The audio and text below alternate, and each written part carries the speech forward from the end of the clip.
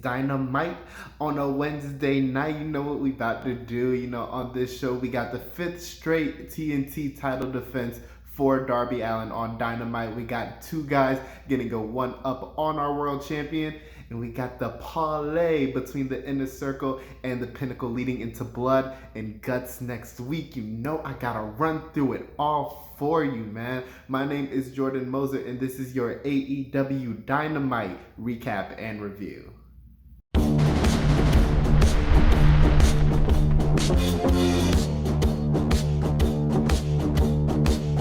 Kick off the night first match, we got Hangman Adam Page versus Brian Cage. All the ages going around, of course. But we see the beginning of this match as Hangman is coming to the ring. Team Taz comes out and attacks. They demolish this dude on the entrance ramp as Cage is overlooking everything. This brings out the Dark Order. They come to have Hangman's back and they run off the rest of Team Taz so we can get this matchup started. But even still, before the match begins, Cage takes Hangman and power bombs him on the entrance ramp. It gets him back in the ring. He's like, start this joint up, let's go. And from that point, Cage is overwhelmingly in control and destroying this man throughout the majority of this match, just stomping and suplexing this man all over the ring.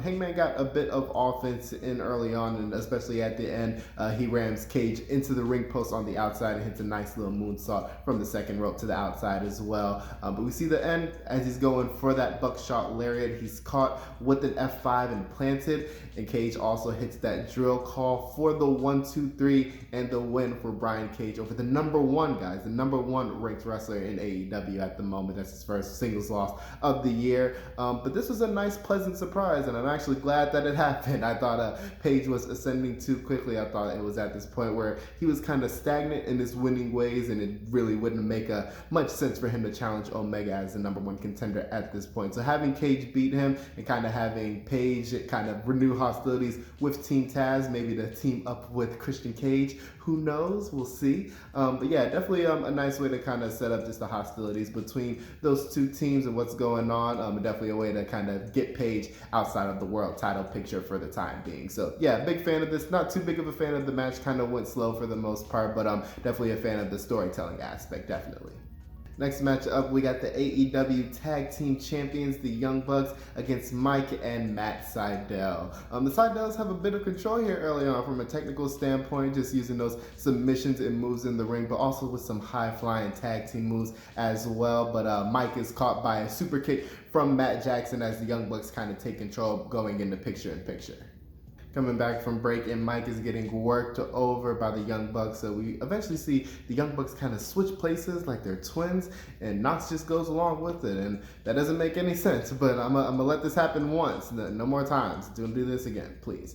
But we do see Mike eventually slip free after an enziguri. He gets the tag into Matt, and he comes in with his fast brand of offense. Eventually caps it with a nice little jog breaker, split leg drop combo, of course, and him and his brother also hit a double meteor on one of the Jackson boys for a 2 count. From here, it's pretty much fast paced, both teams just throwing a bunch of big moves at each other. But we do see the end of this match as Mike is the legal man once again. Matt Jackson, as the ref is distracted, goes low, like real low, like boom, like that. They hit a double super kick on Matt as he tries to get back in the ring, and eventually hit that BTE trigger on Mike Seidel for the 1-2-3 and the win for the Young Bucks once again by heel tactics. And they get the cold spray and the ice packs from Brandon Cutler, but they don't have too much time to celebrate because out comes SCU, Christopher Daniels and Frankie Kazarian. They come out and they're just like, hey, bro, like, we're the number one contenders now. We're the ones that are going to fight next for those AEW Tag Team Championships, and we were looking forward to fighting our friends, but these Young Bucks right here, these dudes right here, bro, these ain't our friends. These ain't the people that we want to go after facing for the titles. So what we're gonna do is we're gonna take those titles from you regardless. And they just end off the segment just at hostilities with each other for the tag match coming up more than likely in the next couple of weeks. But this is a fairly okay match. Definitely the last part of this match kind of broke down a little bit for me, especially with the inconsistencies in like psychology and Knox just allowing things to happen. Really made it hard to kind of hold on to everything and kind of say it was really good. But nice action near the front part of the match, I would say, from the Seidels. And I'm looking forward to the prospect of SCU and the Young Bucks going up against each other. They work magic every time that they work together, back from their Ring of Honor days as well. So looking forward to that match tremendously. But yeah, solid match, I guess. Okay match, sure. But yeah, looking forward to the feuds coming up. Next up, we do have a match between Orange Cassidy and Penta El0M. We do see, as this match kicks off, there's a lot of cero miedos and a lot of trying to put hands in pockets at the beginning of this matchup. But they eventually go at it. At one point, Cassidy, with his hands in his pockets, does an arm drag. I don't know how he did it, but it kind of blew my mind. I had to look at it back. I'm like, oh, crazy. But after a bit more back and forth, we see Orange go for a suicide dive on the outside, and Penta catches him, lifts him up with a gorilla press, holds him with one arm at one point, and just drops him on the ring apron as we go into the commercial break. Coming back from break, and Penta's just hitting enziguris in the corners on Orange, just taking him out. But we do see Orange kind of come back. He hits a nice array of moves and then hits a crossbody only for a 2 count on Penta. We do see later on as well, as Penta is going for that arm breaker, just trying to break the boy's arm. We see a nice inventive spot as they're just going back and forth as he's trying to get it locked on. Orange eventually reverses it enough to get his hands in his pocket, and therefore Penta can't put on that armbar. What a fantastic spot. That was so much fun.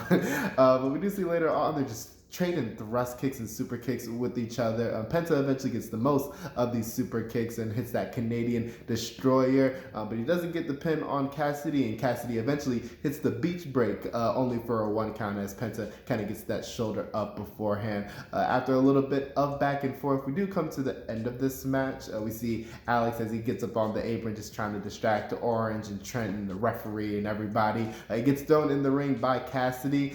This allows, as the referee is kind of dealing with Alex, for Penta to try to take control. He goes for that package pile driver. Cassidy gets out of it. He takes the mic from Trent that Alex had, and he hits that orange punch with the mic in his hand. And then as the ref turns around, he gets the count 1, 2, 3 for the win for Orange Cassidy. That was a lovely match to watch. Like, that was so much fun. This is exactly what I want a TV match to look like. Both men at the top of their game. Cassidy just shooting up the rankings as he is. So yeah, this was so much fun for everybody involved. All 4 men definitely, and they put on one heck of a match tonight. So yeah, this was much fun.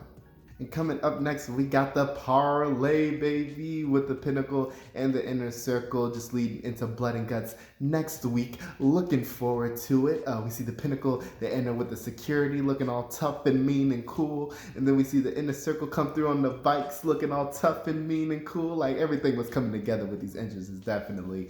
We see as they're determining the advantage for the beginning of the match, Shawn Spears takes the mic. Like, that don't even matter, man. Look at Sammy just talking about Sammy Guevara. He's like, bro, when was the last time you wrestled? Like, you quit. Like, you was gone. You ain't even been here, man. And Sammy retorts. He's like, bro, what have you done since you've been in AEW? Nothing. Like, you're a failure, bro. You know what? Don't even worry about it. Y'all can have the advantage talking about the Pinnacle, and Sammy will start off the match just taking care of business and saying he'll fight everyone. So it's determined that the Pinnacle will have the advantage going into the beginning of the matchup. We do see FTR, they get the mic after that, just talking down Santana and Ortiz, mainly Dax. He mentions Santana's kids and Santana ready to scrap, boy, and I was like, let him go, bro. But Ortiz kind of calms him down. He's like, you know what they're doing, bro. And Santana at this point, he is really one of the most convincing talkers in AEW. Definitely just like, bro, y'all ever been locked up before? We have, bro. May 5th, I'm gonna let my hands do the talking. And that was it. And I was like, bravo. Like, that's an Oscar-winning performance. I believe you. I believe you, definitely.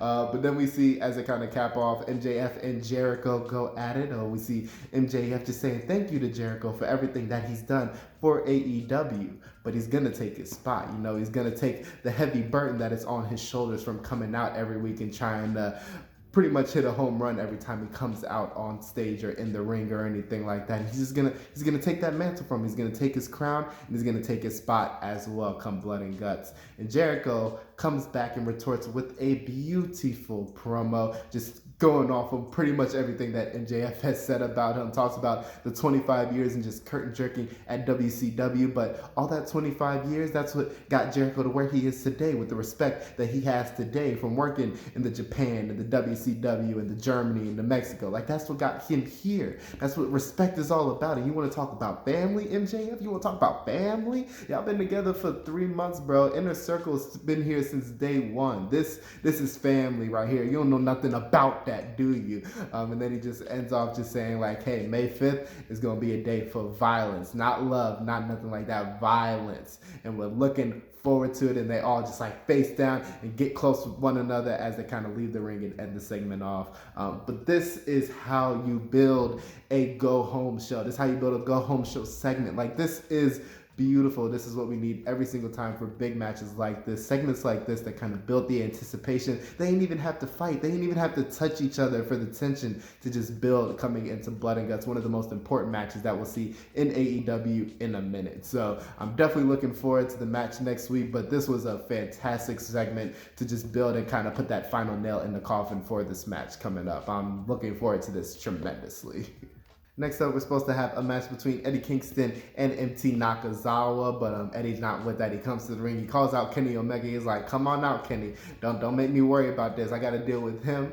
And then as they're just talking on the stage, Nakazawa eventually attacks, but it is turned around on him completely, and he just gets his ankle trapped in that chair, and he's like, I'll break Nakazawa's leg. I'll do it unless you give me a match with you. Come on, bro. Let's do it. Eddie Kingston versus Omega. Let's do it. And Omega's like, bro, I don't care about Nakazawa. I got goons all over the place. Like, go ahead, break his ankle, go ahead and do it. And then we see Brandon Cutler. He is thrown through the entranceway, and we're kind of confused. And Jon Moxley comes out of nowhere and attacks Omega as well. They throw Omega in the ring, and Moxley and Eddie Kingston are just going to town on him. Where are the Good Brothers? Where are the Young Bucks? I don't know, but Don Callis is standing there scared. They get Omega's ankle in one of them chairs, and they're about to break it. He's like, you got to give me what I want. You got to give me a match, Callis. You got to do what you got to do. So Callis eventually capitulates, and he gives Eddie Kingston and Jon Moxley a tag match between MT Nakazawa and Kenny Omega next week. And so they're kind of excited about that. This is a pretty good way to get to that match. I'm looking forward. I don't really see the idea of having Nakazawa in the match, but definitely a good way to just finally see Eddie Kingston and Jon Moxley get their hands on Omega for everything that he's done. So looking forward to next week, of course. Next up, we do have a short backstage segment, an interview for Taz, and he's just talking about Cage winning earlier tonight, and we see Christian Cage roll up, and he's pretty much just calling out Taz for just being around Team Taz and kind of building it up.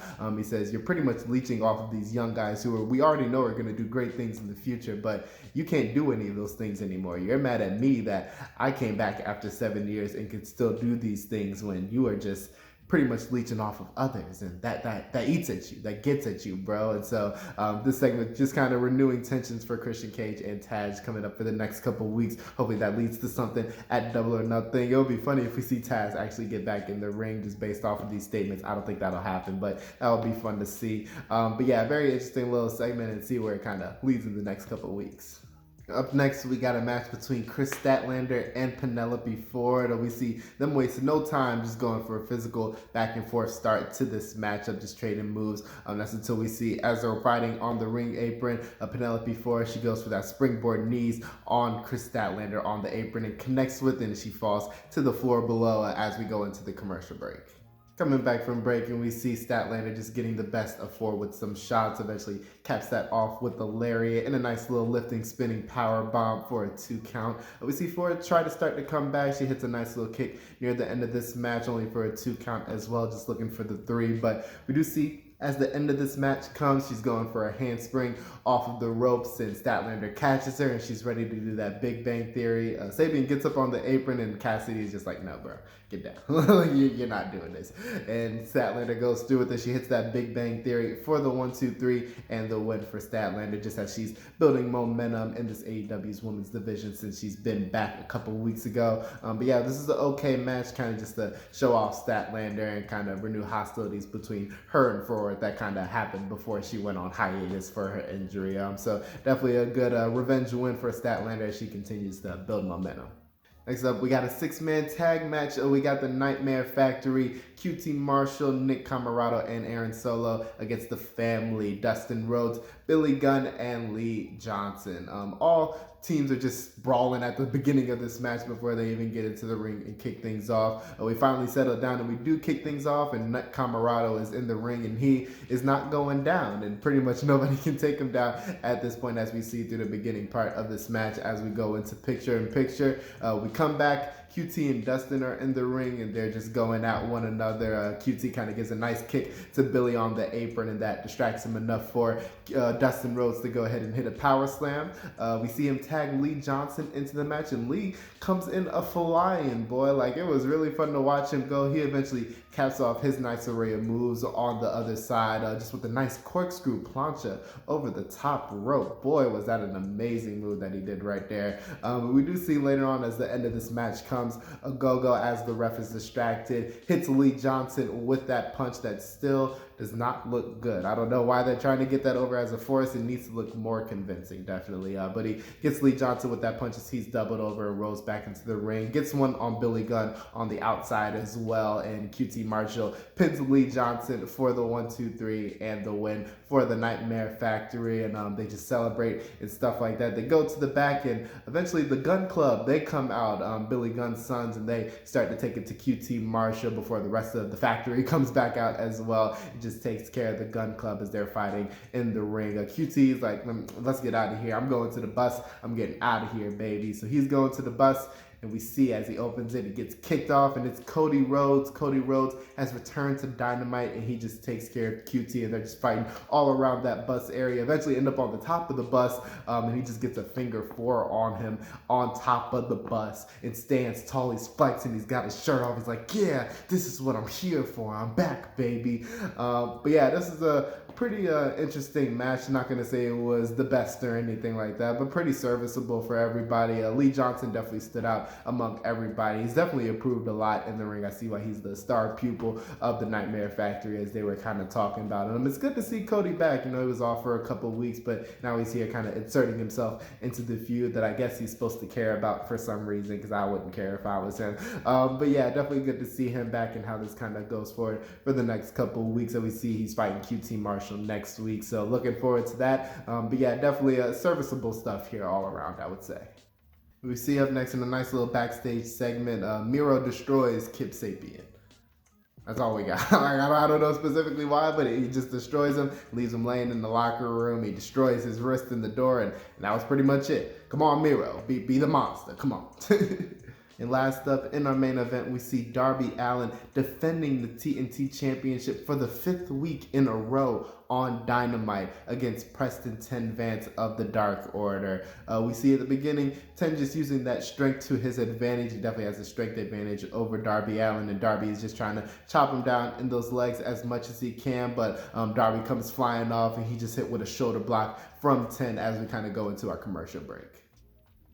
Coming back from break, and we do see 10 still in control. He just hits a number of nice power moves, hits a spine buster and a power bomb at one point, but Darby continues to kick out. Darby eventually gets on a nice number of Fujiwara arm bars to try to wear Vance down and make him submit. They eventually work outside the ring, and Darby hits a nice tope from the second rope in the corner onto Vance to kind of gain back momentum. We do see as Dark Order are trying to help Vance out and kind of help him out to his feet, not really interfere, but just help him out. Sting wards him off. He's like, no, bro, like, don't get involved, don't interfere. It's a fair fight, let it be. We do see as he's warding them off, Ethan Page, he comes to the ring just from the events of last week. He throws Darby into the ring post and then just rolls him back in the ring and then runs off as Sting kind of stares him down like, what'd you do that for, bro? What did you do? We do see 10 take advantage of this, though. He goes and locks in that full Nelson that he's been using, and gets that locked in. He's wrenching on Darby Allin and everything, and Darby will not quit. He eventually runs up that turnbuckle in the corner and reverses it into a pinning move for the 1-2-3 and the win, once again by crazy roll-up means for Darby Allin in defending that TNT Championship. We do see a nice moment after this match, though, that he holds up the Brody armband, just symbolizing Brody as the TNT champion and what that kind of meant to both of those careers for those guys in the ring. So they share a nice moment after the fact.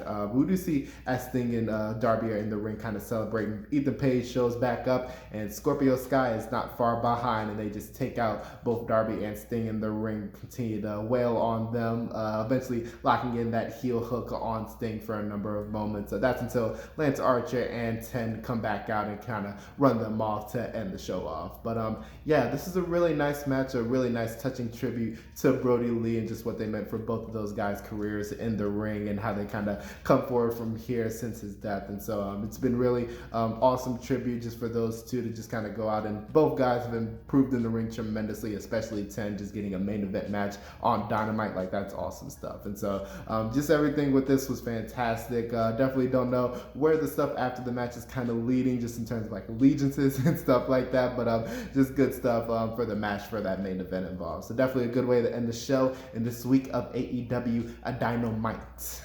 But yeah, this is a really solid show, but I'm not gonna lie, I'm looking forward to next week like a mug. I can't help it. We got Blood and Guts, Cody Rhodes and QT, we got Title. Oh my gosh, I'm looking forward to everything happening next week. I can't help myself, frankly.